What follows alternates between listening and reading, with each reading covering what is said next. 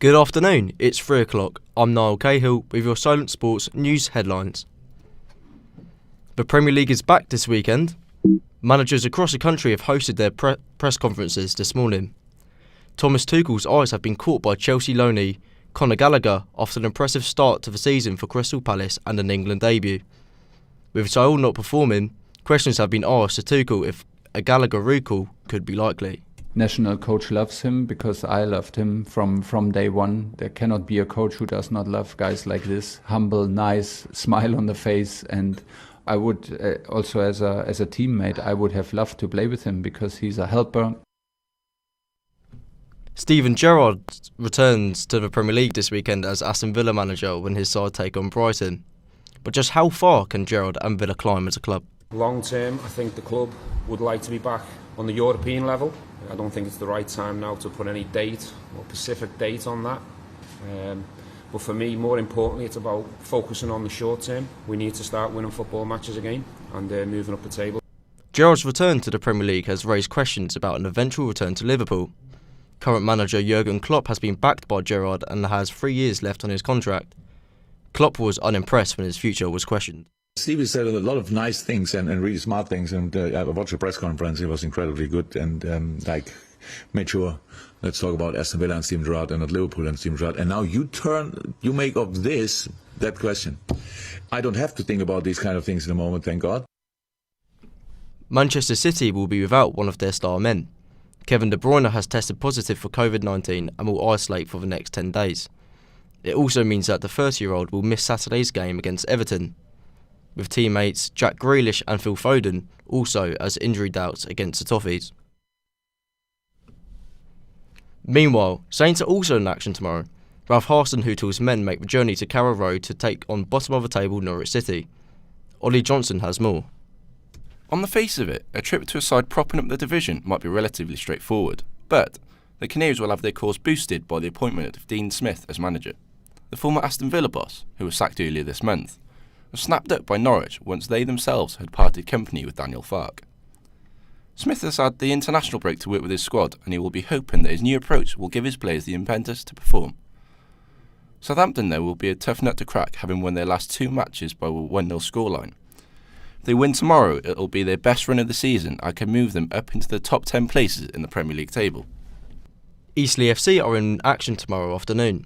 The Spitfires welcome Notts County to the Silver Lake Stadium on the back of an away loss to Yeovil last Saturday.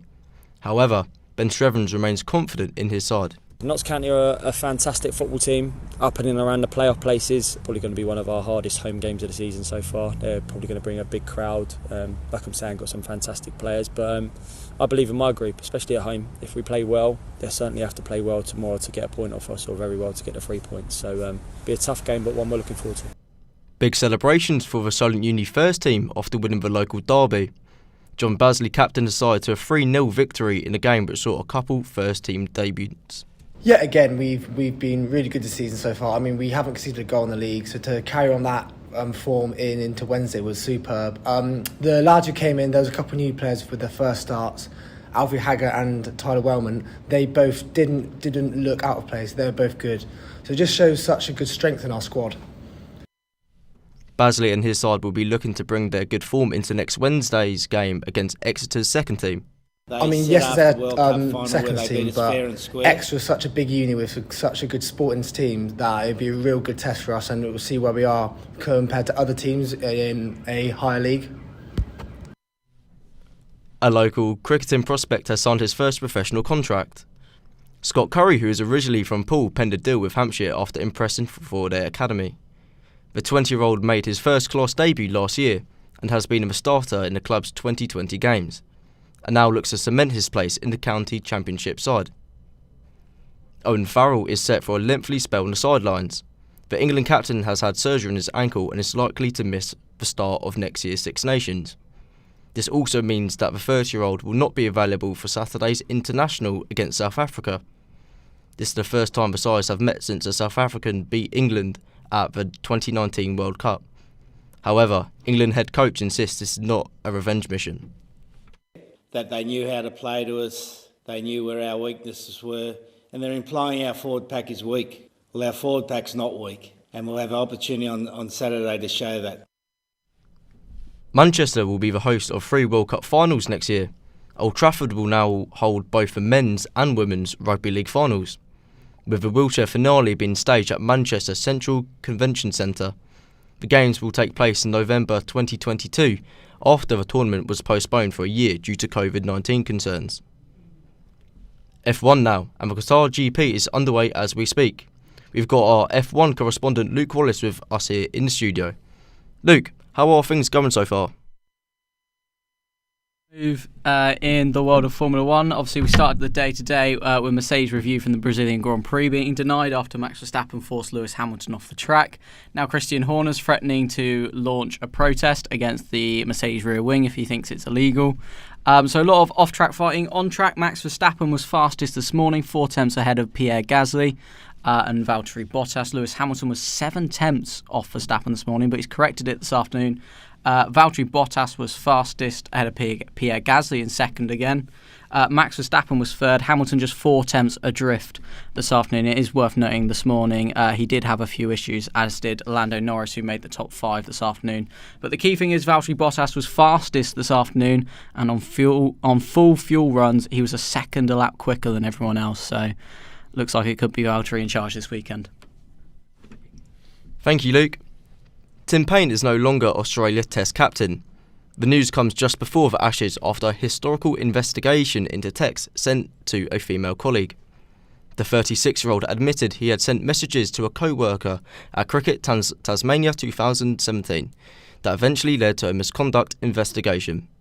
Cricket Australia will appoint a new skipper, with Payne breaking down in his press conference.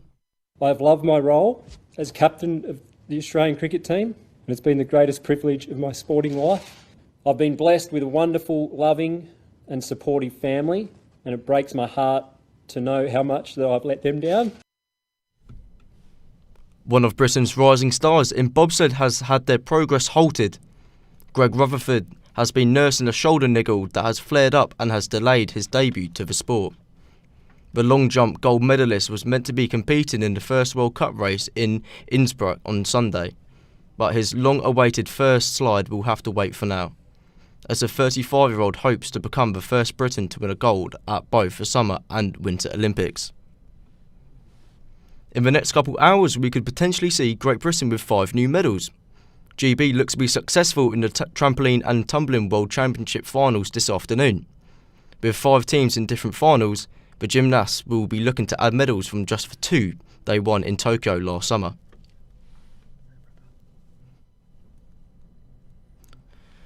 That's all from us from now. I'll be back in an hour.